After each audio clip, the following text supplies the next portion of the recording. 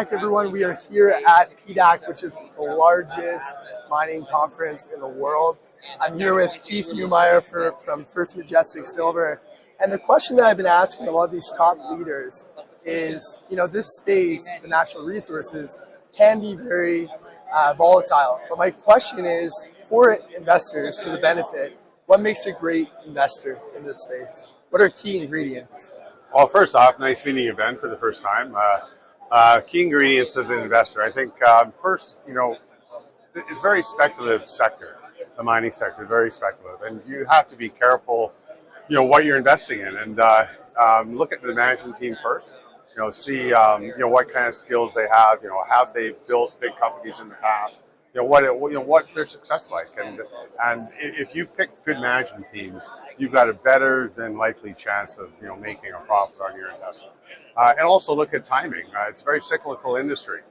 You don't want to chase these stocks. A mining stock, and people that follow First Majestic have probably seen it a dozen times, where the stock can double or triple or even go up 4 to 5 times over the space of a very short period of time often.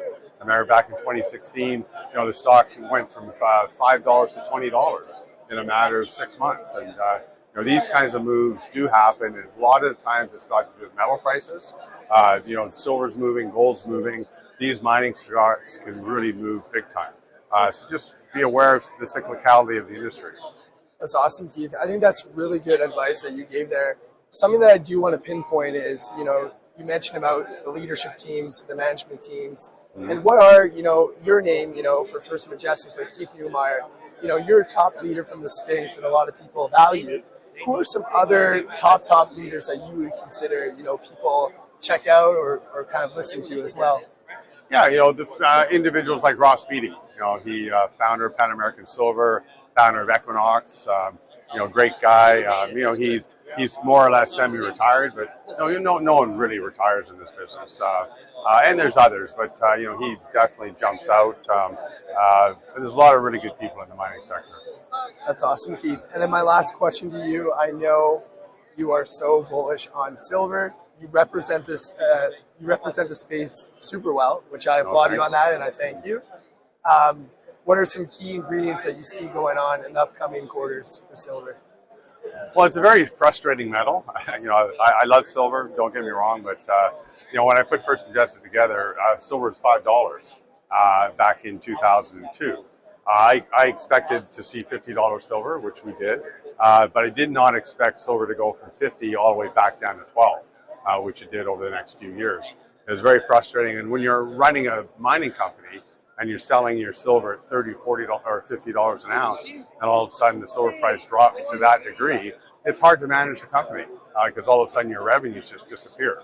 And that's why mining stocks can go up so much, is because we have fixed costs and all the miners have fixed costs. So all of a sudden, if we're break even at a certain price and then the silver price takes off, the leverage on our profits is quite enormous. And the profitability comes piling in. It's like printing money, basically. And then all the investors pile in as well because of the amount of revenue that we're making. But look, I'm a bull on silver. We have a crazy situation in the supply-demand area for silver. The miners are producing about 850 million ounces of silver currently a year, and that's not really increasing of any great degree. And it's been at that level for, really since the last 5 years, with no real growth on supply. Yet demand is now about 1.2 billion ounces of silver in 2022, and it's projected that consumption in silver for 2023 is going to be 1.4 billion ounces. So how do you consume 1.4 billion ounces and produce 850 million ounces without the price going up? I can't see that happening. So I do expect to see a good year. It started off a little bit on the slow side. As you know, we ended last year at $24, and silver today is around $22. But I'm expecting to see closer to $30 by the end of this year. Awesome. That's a great answer, Keith. Thank you really much for your time today. I really appreciate it. And I look forward to, keep following in terms of what silver is going to do this year, as well as your work as well as a leader in this space. Great. Nice meeting you, Ben.